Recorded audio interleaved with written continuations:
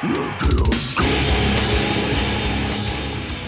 everybody, Stamo here from the Charter Connection Fishing Charters, and bringing you another fishing report from the Charter Vessel Diversity based out of Gulf Harbour.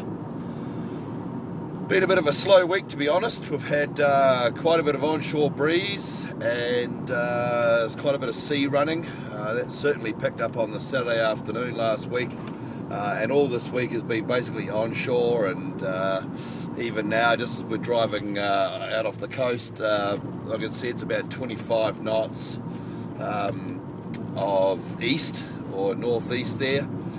So that makes it pretty unpleasant, unless of course you're right on the other side of the Gulf, which is where we have been. It just means a bit of a bash there and a surf home. And what's been happening over there along the Coromandel coast and the lee of the Coromandel ranges there, the lee of the Mohau range,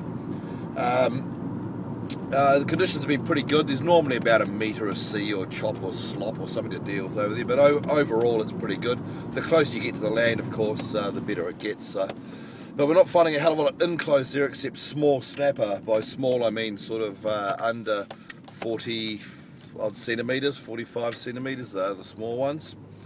The better fish seem to be out deeper, although on Saturday they didn't want to bite at all, so by about lunchtime I think the boys had about a dozen snapper, if that, and Chris opted to take the boat into one of his Terahiki spots and target those, and they did pretty good out of that. I think they pulled sort of 30 or 40 Terahiki out, and some of them were quite reasonable sort of fish. So a nice change from the snapper. The crew were appreciative of that, and that's how they topped off what was going to be a slow day of snapper fishing by filling up on a few of the turkeys. Now, Terahiki school a little differently to snapper. They're normally quite dense populations of fish, and they tend to school not so much hard on the bottom where you'd find snapper, although snapper don't necessarily always school hard on the bottom. But on the sounder you've got to look for more of a scattered mark rather than a tight eyebrow shape. These scattered marks are normally clumps of Terahiki in the area, and they can form sometimes on the sounder. I've seen them as lines on the sounder, and whereas snapper I'll see it's little sticks or Nike shapes or beehives.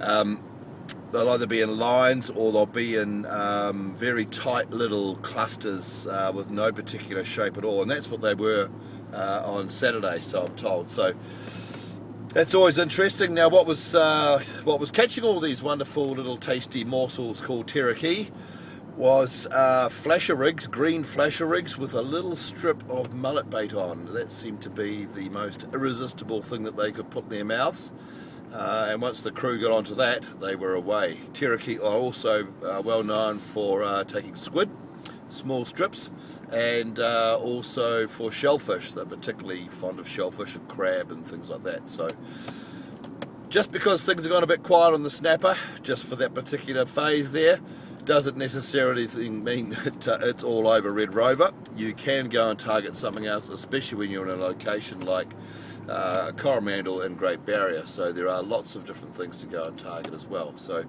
John Dory is another one that pops up from time to time when things are a bit slow. We can work the bays and areas over there that are known for the Dory.